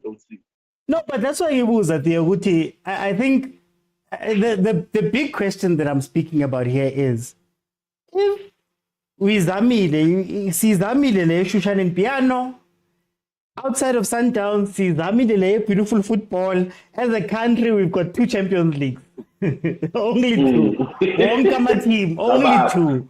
In fact, the last team to get close to getting one is Chiefs, who played in the final. Played ugly. The whole helicopter. So then, at what point does a team go, yes, maybe Leshushain I seven for the thing that we want? You know what I mean? Maybe because I could, and I'm playing devil's advocate, but I could even say that Nati as the Chiefs, the time we came closest to winning the league, this Dalan. This helicopter. OT, don't start. No. I'll just say we were crossing helicopter and we were winning games by that, and we came close to winning the league. Ne? Now it's Sundowns now. They're man, crosser man. Two Williams is unsure. But anyway, let me not go there. My thing becomes at what point after you won it in 2016? You won it in 2016, 2017 and win, 2018 and win Shushain, 2019 and win, 2020, 2021 Mbugeli Chiefs, 2022, 2023. When do they go, to sacrifice what we're doing now? Maybe we need to sacrifice what we're doing now in order to go to a different direction. And I want to make this about the league as a whole. Yes, people are doing those things, let's say. Now you're looking at Sundowns and the 23 points away. Don't you go sometimes and say, yes, then guys, maybe we need to try something different. Maybe as a country we need to sit down and accept Guti Ipolale. Now Hugo Bruce got to the king. He got to the semi-finals of the AFCON. He qualified us twice, and all of us here sit and we say, "Yo, Ipolale Bruce, we hate it." So is there a place, and now this is a bigger conversation, is there a place where as South Africans, we have to accept that Zamile with what we know and love? Let me go to Stereophonic. Stereophonic, Butkari, Lebza. I mentioned in the group, and I said, Ernst Middendorp has given me PTSD from every time I watch Kaizer. And I think people tend to forget, and I can even go back to Baxter's tenure the first time. Yeah. By the time we were in the second half of the season, they were found out. You can do a helicopter, they'll just shoot it down. They knew how to shoot it down, the helicopter. But then now, what is plan B? And one thing we've respected Sundowns is that the way they kept the ball on the ground when they needed to was just a marvel to watch. Especially even when they play against low block opposition, they had a way of just unlocking them. You see. And in most cases, that's what we wanted to see, is that how do we play on the ground? How do we play on the ground?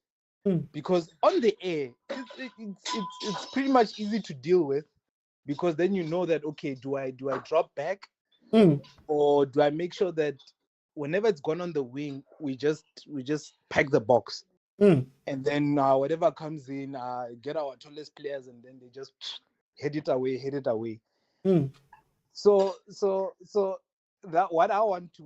I don't know why coming you're back to- making me this guy. I don't know why you're making me this guy. Before you go on, theoretic. So then can I ask, would it be easier to fix the helicopter that got you to almost winning the league? Or easier to fix a football that hasn't gotten you close ever since? So is it easier to plan B helicopter, or is it easier to try and plan a football that, you know, at our height, at Tazwani number 5? Yeah. Isn't that the problem here, that we're still pining for that football, even though that football hasn't been, you know, we speak about the Ernst Middendorp as though he's so bad. Yeah, he lost it on the final day. Mara, no coach has come even close. I wanna bring. Actually, I don't have the stat, but during the bio bubble, we had the second worst defense during that period. The only worst team was Polokwane City, and they were relegated. So, fine, fixing the helicopter can be an option, but to me, the helicopter is literally one-dimensional. But the one dimension got us the closest to the league we had been since 2015. However we want to slice it, that was the closest we've been. But then even if you fix that helicopter, we'll still be found out. Like, I want to bring back to 2012, 2030. Remember how Bernard Parker was just scoring goals at ease? And then suddenly, Swasho Sama goals, fella. And it's literally, he was found out. So it's like, okay, how do we solve that problem? Fortunately, with Baxter had a stronger defense to get them through. With Middendorp, no, but you are. That's why, Gere, I know, I get what you're saying, but it's like, we're still, Baxter, like it or not, whether it was found out or whatever, he won the leagues.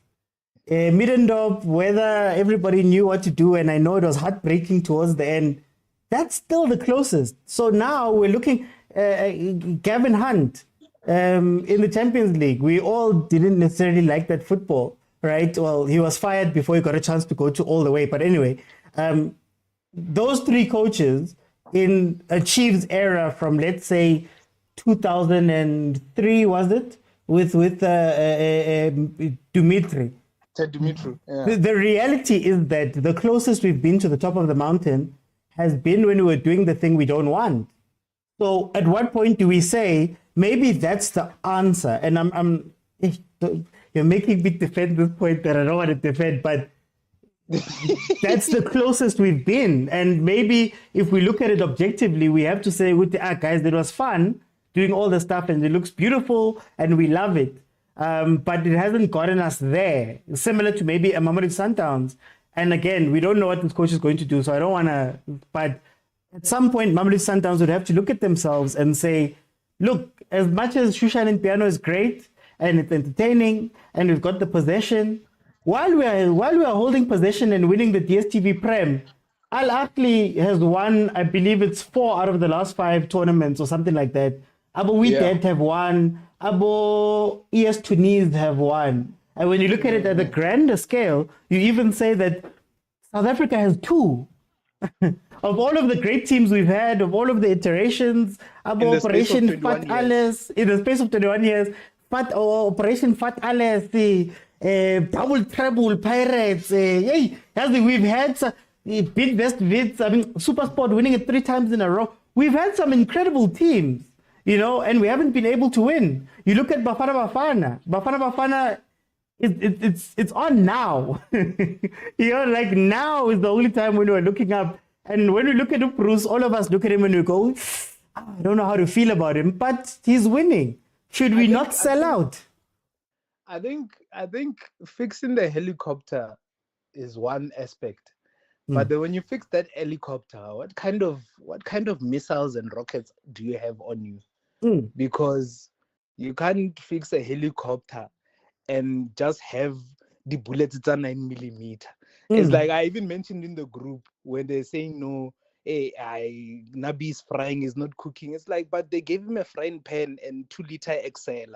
But you expect him to cook something that's. But isn't that the truth though? re tla e nka kae e nngwe ka one team ya gago ha e batle. Even from that aspect, team ya gago ha e batle. Yeah, because to them, you know what I mean? And it's now our culture that we're not going to spend on those players. So now I'm like, now are we not idealistic about this thing, man? Stereophonic. Yeah, that's the thing. I think also we're looking at Banabako next door. They are cooking something nice, man. The ingredients. Sometimes I'm cooking, but raw fish, sushi. We're now saying. But the sushi, DC. But then bar sushi ki one itolang, itola, you know, the trophy. But no, okay. Coming back to your point, it goes back to the AFCON, where we tried to sort of play on the ground against Mali. It didn't work. Well, owing to a few decisions there and there, but then it didn't work. And then he started to say, "No, I'm going to do my way," and we all kept quiet. To a point, we were all emotional against Nigeria, but you know, as equal up for reasons. That story for another day. But can I ask a question to the floor? Let me open to the floor again, guys. Yeah. We are speaking about foreign coaches and them coming in and doing all that stuff. What are the alternatives? Who are the coaches that could be alternative that Mamelodi Sundowns could hire? And I wanna take out some of the people. Rulani is probably not gonna come back. Coach Pitso, he's in court right now with Mamelodi Sundowns. He's probably not gonna come back. Who are the coaches in SA football right now that we could put next to Cardoso and say, okay, I'm bringing this one? No, Oti, before I answer that question, okay. I wanted to answer on the helicopter one. I'll be brief on that one. Now my argument is saying, let us strike a balance. Look at your whole helicopter coaches. Look at Ernest in the NFT. Yeah, it's rough for him. It's not happening because in 10 years you'll find just the generations of players that can play helicopter in South Africa. It can sustain you 1 or 2 seasons to get it. Because in South Africa we don't have that. Even when you look at Magezi and the other teams, Magezi is playing a low block, but look at when they play the other teams in the PSL. They try to play properly. So you need to look at, I feel like we need a balance. And when I say, let's play beautiful shine and piano, beautiful football, personally, I'm not saying it's only that. No, games determines how you play. Opponents determines how you play. If you have to play a flat 4 that is not running because maybe you're playing a Chiefs with a Debris on the wing and a Modi on the other side, or the guy who's injured now, then you have to play a flat 4. You can't play a 3, hoping someone will overlap. You'll be punished. When you play Europe, you go Sundowns goes to Egypt. Then dominate the game because you're not gonna survive there. So those are the things I feel like we should strike a balance in between good football and helicopter football. Then once you strike a balance, and then you will be able to play properly. And also, playing on the counter doesn't mean move from defense to attack. These days, technology where you can measure the time from defense to mid and to attack when you break. And like earlier on, use an example with Gavin. The reason why Gavin is able to use South African players to play more like a helicopter football, he's able to transition from defense to mid to strike very quick to get it. During his tenure at Kaizer Chiefs, he will move from defense directly to Ungobo. Ungobo drives the ball 1-2 forward, moves it to Mashiane, and Mashiane takes back to Ungobo, back to the other wing, then straight to attack. So we get that fast transition. That is not directly helicopter football of Ernest. As we know, he defends. Once you break, once the defensive mid has the ball, he shoots it directly. So that's where the difference is. So yeah, before you move on, I just have a question. Devil's advocate is gonna kill me today. I just have a question. So if we're saying that it's harder to find the players that can play helicopter football, okay. But then by now, if it is overwhelmingly like that with South African players and they play a certain type of football, shouldn't that football have won out by now? Shouldn't it be head and shoulders ahead? Like, for example, if you look at Spanish football at a point, even though it was Barcelona, but Spanish football at a point, they were all small tiki-taka players. And tiki-taka won out at the end. But now we've had X amount of years with the PSL and X amount of years with the type of football that we enjoy and we love and the players we produce. But it hasn't been head and shoulders above the best. It's only been Mamelodi Sundowns. And even then, Mamelodi Sundowns had to literally put billions on the table in order to make that sustainable. So could you argue from that end to say that maybe this thing that we think, find the talent, you'll find the people, or Waihama if you're going helicopter, it hasn't worked when we haven't gone helicopter? Look, Oti, it's tough to say, right? Because we don't have a footprint of winning, definitely. But also, the reason why sometimes we say things can win out and we don't get that progression, it's in South Africa, we don't have a proper development. And you go to Kasi, in Kasi, the football is not played. The football that is played there, where you scout players, it's good football, nothing else. So you realize that at the end of the day, we don't have a development to develop the kind of play we want, and we bring in a coach with no such development. You go to all the development players, being development teams, teams. You find short players. You find players that want the ball on the foot for them to do well. It's tough to find progression in that, because we can argue that Stellenbosch doesn't play the greatest football, but Stellenbosch doesn't play the greatest football. But when they have the ball, they don't just shoot. Do you get it?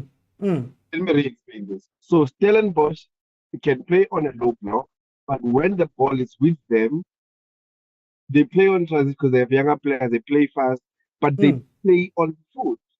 It's different from what NS was. NS was Kufeo was number 2, and you could argue that maybe if he was given another season, he could have worked on some of the problems that came from the helicopter. That's what we're saying about Rulani, that where Rulani was found out, let's say the Champions League, if we gave him this season, he maybe could have changed. So guys, are we being fair? Okay.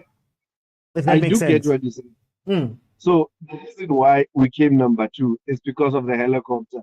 We knew how to defend the helicopter. Just have someone directly with the 2 wingers. Chiefs wouldn't play because the 2 wingers don't have time on the ball to give the crosses. Who coach Rulani? And we also mentioned this. Coach Rulani, the chameleon football was slightly different. When push comes to shove, Sundowns was not playing great football. Sundowns would score one and go for a low block. But you couldn't see the low block because when they have the ball, they utilize the ball according to their strength. So let's track the balance there. Do you get it? But I think I get what you guys are saying about balance, but it feels like you want to build the balance from one side only, or it feels like the only way to build the balance is to start from what we call beautiful football. And I think my whole point is, I hear you guys, but to this point, and I'm speaking about Chiefs, to this point, what got us closest to the top of the mountain was the thing that we didn't like. Shouldn't we be building the bridge from there, if that makes sense? Because in as much as we speak about, the wings were closed and whatever, the ball that we've wanted to play has not even gotten us to the point where we were second, has not even gotten us close there. The ball that we've wanted to play, and I know Coach Steve was unlucky in some cases in terms of the finals, but the ball that we've wanted to see has not. And Baxter's won us a league, 2 leagues, Middendorp got us close, Gavin Hunt, even though it's not like a full thing like you're saying, but Gavin Hunt got us almost to a star. Shouldn't we then be going, okay, how do we take helicopter and add one or two different things that maybe we can add on to that instead of saying scrap helicopter and go to the football that frankly hasn't been successful for us. And where it has and where it has been successful is Sundowns, where Sundowns is literally, Tate Motsepe has put down so much money in the 20 years that he's owned Sundowns in order to get us to this place. For example, to get Sundowns to that place where maybe if we're telling the truth, it might not be sustainable that way.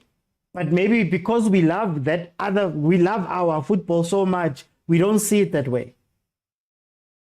Oti, I think I will fold a bit, but I'm not folding because I understand what you're trying to say.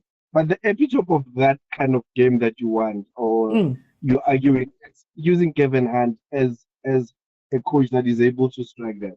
Because Kevin Hunt is the only coach that plays helicopter football, but he knows how to use South African players to play that helicopter football. Kevin Hunt will take any talented player that is good on the pitch and make him play helicopter football. So you look at Ivesia Kevin Hunt. It was the only team that could challenge Sundowns when it comes to challenging for the league. Supersport of Kevin Hunt. Then it was because they were talented players, but he knew how to use those talented players. And that's what I'm saying. The way he was playing, we play low block. When we break, we don't just break goof, goof, goof, but we break with a plan, with the idea of saying we move from defense to mid. From mid, there is Pelembe. We know Pelembe is good on the foot. If Pelembe is not open, check it to the other side. When the team shape towards the right, we take the ball back to Pelembe. We know that Pelembe can give us a quality cross. If you look at that, it's helicopter, but with a twist of using good players that are good on the field, according to his. Kevin Hunt is the only one that will use Zizo. Zizo was a very good player, wasn't very good, but Kevin Hunt was able to use such a talent to his strength. So would you be willing to give Middendorp the same budgets that coaches that have come after him have gotten in order for him to get those players to be able to do that? Because even him, I don't think he was given, if I remember correctly, I don't think he was given that much backing. So I think my worry with what we're looking at is that we love our football and we keep pumping resources into that type of football that's not giving us anything. But we're not willing to say, okay, Middendorp, here's a second season. Who do you want? We'll go get exactly, okay, you need people who are going to cross. It's fine. And I'm just going to use a random name. It's fine. We're going to bring you Dane Clay next season. You're going to be able to play with, we're going to pair Middendorp with Bradley Grobler. We're going to take would you be willing to do that? And I think that's where South African football, man, we're willing to pump resources into something that may not be sustainable for all of us. And we keep changing players. Now, Chiefs, if we look at the amount of players that have come in and out of Chiefs over the past X amount of years versus maybe what you could have allowed if Baxter got another year, and I'm not saying he should have, but if Baxter got a third year and you said to Baxter, Mashamaite is getting old, Mang is getting old, or they're really old, look at the league and go get the exact player you want. You know, similar to how Rulani wants a ball-playing goalkeeper and Sundowns goes, who are you looking at? And he goes, okay, I'm going to go get Williams, for example. And then it turns out that Williams suit that thing completely, but you gave him the latitude to go do that. Are we willing then? Say Cardoso comes in and he plays ugly football. And again, we're not saying he will, but if Cardoso plays ugly football, will we as a country and people as Sundowns fans be fine with him going, with Sundowns going, you know what, man, the first season, we saw Mane, you're trying to make mokwena do 1, 2, and 3, and it's not his football.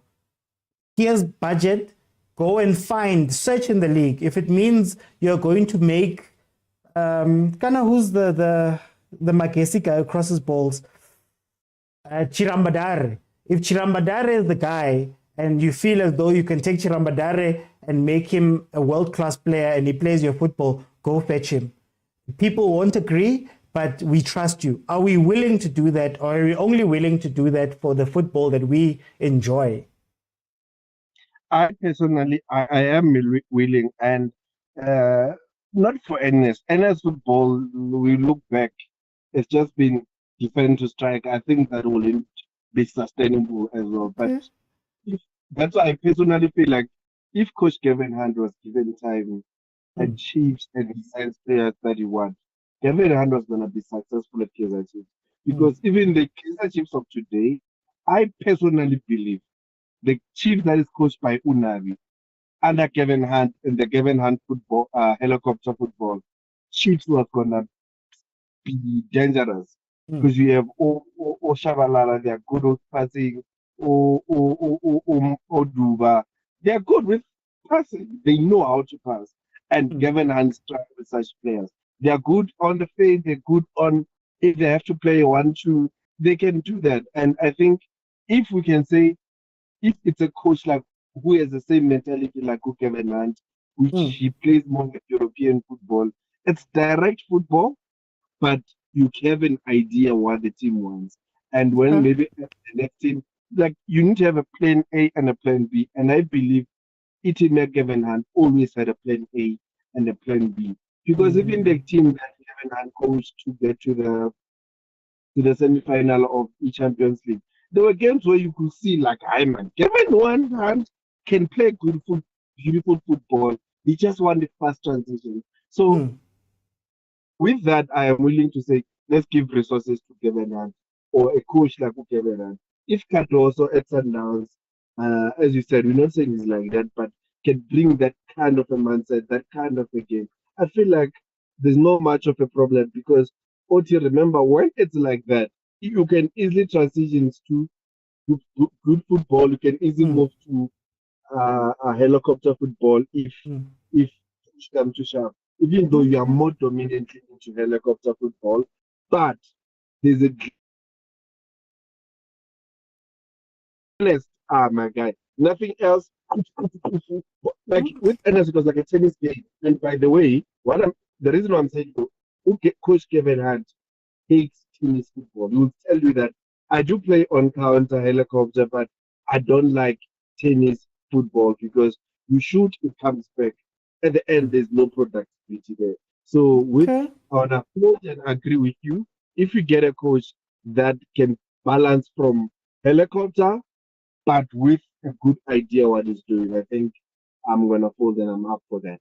I'm looking at the time, so I think I'm going to let everybody have their closing statements for tonight. I think it was a good conversation. Let me go to, we'll go Malume Kutso, Lebza, then Stereophonic. Malume Kutso, I know you're in and out, Hanya, but Orinka Tabaye that we've been discussing. We started somewhere, we made it a big convo. How do you feel about it?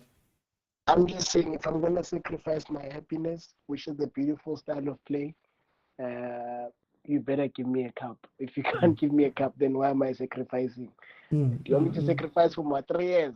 You must be happy at some point. I understand. So that's just the basic. Are you willing to sacrifice your beautiful football if it's not giving you cups? For 1 year. Okay. You better make me happy. You see, I'm a coach NS Villa. They must get 1 season and they will get the other season if they win. Simple. Yeah. For me, Mr. Oti. Okay. As to keep it up with foreign coaches, local coaches, I don't think that's a question. Yeah. We shouldn't dim Coach Pitso's light and call him a local coach. He was a good coach. He won at Sundowns because he was a great coach. Same goes for Coach Rulani and Coach Mangova. Their nationality comes after. It doesn't mean if you're local, therefore. If you're international, therefore. And your CV doesn't matter. Well, to a certain degree. I mean, King, Pirates have had Jose Rivero. Who we knew nothing about. The same Pirates has had Shelly Nevret. I don't think you still remember that, but yeah, but I'm still. Okay. Let me go to Lebza. Lebza, how are you going to cap it off for me tonight? Mr. OT, now, as I said before, my main priority is re-level the games and plan accordingly. If we have to play ugly to win that game, let's do that. Win the game, come back with 3 points, and move one step closer to winning something. If we become invincible in the league next season by winning some games ugly, some games nice football, I'll be happy with that. And we win Champions League. I mean, the league we already know we're going to win, but the question is the Champions League, is he going to get us the Champions League? Because we can't judge him on the league. We've won it 7 times in a row. We expect to win it again, so that we can't judge him on. We're going to have to judge him on Champions League. He might lose Nedbank. I wouldn't be hurt much, but if we lose Champions League, and he has changed the style of play, then we're going to have a very big problem. Yeah, that's just it on my part. Stereophonic, how do you close it off for me?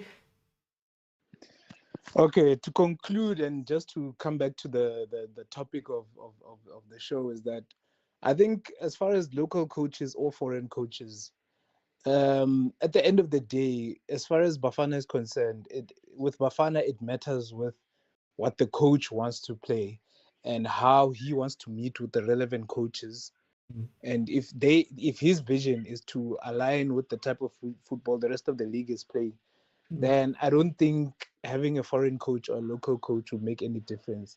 But right now, Sundowns was the benchmark as to if given a local coach a chance and you support his vision and even the succession after, and I'm talking about Pitso and then Rulani.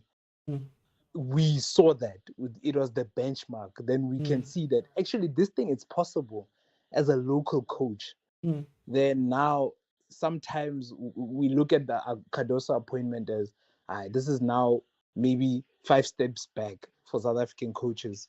But I mean, it is what it is. But as far as affecting Bafana is concerned, it doesn't have any effect because it will depend on what the vision of the coach of the national team is. And then with clubs, they just have different visions altogether. So that's my 2 cents. That's my closing statements. Let me go to Butlara. Butlara, I'm going to give you closing statements because we were talking. I want to give you a closing statement. How do you feel about today and the topic? So for me, I think those are the things that we wish for, and sometimes they don't always happen. And if you were to look at all the 16 teams in the PSN, you realize that not all the teams are playing the game that they're talking about. But we need quality, and we need to start producing quality coaches in the country in general if you want to complain about foreign coaches. Because right now, we don't have a coach that can coach Mamelodi Sundowns in South Africa. Mangoba is not. I mean, Mangoba is just fine. Rulani is not there. Pitso, I don't think will ever come back to Sundowns unless something changes. So you realize that who else we don't have such quality. So we need to start producing quality coaches. And my final say is, I hated the coach, the ex-JX Galaxy coach, for example, but he will strike a balance between good football and bad football when there is a need. So we need to strike a balance in all our PSL teams. We need to take risks and produce good coaches. That's my say. Later, see you in the group. Guys. No, thank you, Butlari. This is what I'll say. I think change is scary, guys. Change is scary. But we also have to keep some things in mind before I touch on the main topic. I think at the time when Coach Pitso Mosimane was given the reins at Mamelodi Sundowns, I don't think anybody expected him to be the guy that builds that structure. Not journeyman coach, he'd been with Supersport. We knew what he had done there. He had his stint with Bafana as the assistant and became the head coach. He was exiled. When he was brought in, I don't think there was any trust, really. And if you had told any of us back then, when Coach Pitso joined in 2012, that Coach Pitso would be the foundation for what Mamelodi Sundowns is right now, or that even that he'd win a star, I don't think anybody would believe you. So on the one end, I know that we keep saying that our local coaches are not worthy and no local coach can take Mamelodi Sundowns right now. But I think the beauty of Mamelodi Sundowns back then was that Ntate Motsepe really took a chance in trusting what South Africa could bring. Because we'd seen Bo Nieskens, we'd seen Bo Stoichkov. If you guys remember that time, we'd seen all of these coaches come in that were meant to be high billing, big coaches and whatever, that came to South Africa and didn't do anything. Only for a guy who was sitting Kopitori, same province, same area as Mamelodi Sundowns, who was the guy who changed everything. That being said, it's not to say that Caruso will fail coming in. It is not to say that coaches that come from that side are inherently bad. If you think about the Ruud Krol years at Pirates, if you think about Ted Dumitri, if you think about a lot of the coaches that have come to South Africa and also changed the game, it doesn't mean that they will just automatically fail or automatically do badly. All I will say is that I'm judging a book by what the book is. I don't care about covers. I don't care about any of that stuff. What are you doing in your time here? Jose Rivero has proved himself to a degree. You clap hands. Coach Nabi, as much as we are optimistic, we still have to hold the same standard of saying the results matter. Because the results seem to matter at one time, and they don't matter the other time, and they don't matter this time. I think maybe that's why I was speaking so much about Mirendo, because in as much as we feel how we feel about him, at the end of the day, whether we liked it or not, he was the guy that got us closest to the thing that we hadn't had since the last coach that we didn't feel like that. So maybe we're being a little bit too harsh on some of the coaches and too lenient on other coaches. I mean, if you're willing to spend so much money for Coach Nabi, for example, why weren't you willing to spend that much money on Coach Tshwane? If the results are the same, or Coach Ntseki, or Coach Kevin Johnson, if the results are all looking the same. When it comes to the bigger picture, the conversation about the CAF Champions League, look, I don't think I would blame Mamelodi Sundowns for wanting to change things in order for them to do the thing they've never done. Right? So similar to the way that they had to change the way they were running up to that point to allow Pitso to come in and do what he did, something that wasn't popular, wasn't liked. You could look at this situation if they were. And again, I don't know what this coach is going to do. If you're going to look at the situation as a situation where Sundowns is looking at it and they're saying, okay, we've won the league X amount of times. How do we go to the next level? And maybe the next level doesn't look like the thing that we've built before. Maybe the thing that we've built before has reached its limitations. And we are now looking to go, okay, we're going to change this thing now. We're moving forward. We want to change. We want to try a new style of play. We want to do all of that stuff. I wouldn't blame them, although you should say that it's a risk. When it comes to the national team, I don't think it matters. Coaching for the national team in a club, coaching to the good of the national team in a club is very risky because you don't have the job security.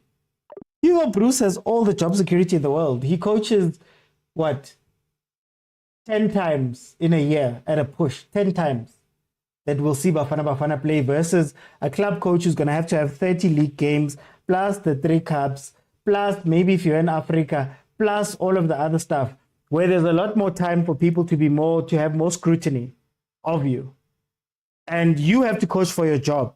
It's just how it is. It's football, especially at clubs like Mamelodi Sundowns, where it's literally they're trying to do something great. They don't have time anymore to sort through coaches and do all of that stuff. I don't expect anybody to be coaching for that. What I expect is for every coach in the league to be working towards making their teams and their players so good that they can be in the national team. That then it becomes the choice of the national team coach to say, am I choosing Aubrey or am I choosing Mudau? Am I choosing a Nico Mobi who's having the season of his life, let's say, for argument's sake? That's all. It's to give him options, but it's not necessarily to coach towards that. I don't think we're at a place there. But we do need to move forward with our football, guys. It's been incredible. That was just a glimpse. So what you heard today on Thursdays is the members show. So the members come in, they pick the topic. We have conversations that are based on what they want to speak about. Trust you, this is topic 1 of 25 that have been discussed in the group just in the past few days. It's an incredible, incredible, incredible place. You're hearing some of the people. You're hearing the people that are speaking here. You're hearing the conversations. Imagine it without a 2-hour cap. That is what becoming a member gives you. So to become a member, go to YouTube, click on subscribe, click on join. I let you in. In the members area, there's a link for the WhatsApp. I let you in, and you can have conversations with me, with a host of other people. And there, hey, it's messages, it's pictures, it's videos, it's voice notes. It's just so great, that group, if I can say so myself. Please also support us content creators, guys. I've got videos that I've put out. I put out my podcast today. I was speaking about Ungeza, and I was speaking about sponsorship. As Tim Sugazi was speaking about it. And then I also mentioned Coach Pitso as somebody that we need to give flowers. So give us the views, give us some support. Please watch it on YouTube because that's where it pays. YouTube actually pays. I'm not monetized anywhere else in terms of views like that. Also support us with the shorts, the reels, the what. Share those things, man. Share, comment, introduce new people to this platform because there's not many places that are like this. There's not many live shows where it's not a former player and a former coach and it's sensitized and you can't speak about this and you can't speak about that. These places need to exist. But guys, we are not SuperSport. I don't have millions of people subscribe to me who give me money every month. I look to you guys to keep all of this running, about rent and all of this stuff. So if you can like, if you can share, if you can watch the videos, if you can contribute. There's a bank account that I have, the account details that I have in my in the link in my profile. If you click on that, it takes you, there's an account there where you can throw in. If you can like the lives and throw in roses and things, those are all money. If you can go to YouTube and give us super thanks, those are all ways to contribute towards this because as much as we love football, we also need to pay our bills and feed our families too. So if you can help out with anything, as little or as big as you want to make it, it's well appreciated. And I promise that I'll keep coming out and giving you the show, giving you the content, giving you a chance to speak, giving us a chance to speak about other big things that are happening, as fans together. But we do need your support. Guys, thank you so much for joining me. I'll see you then on the weekend for the matches, for the watch-alongs. Bye, everyone.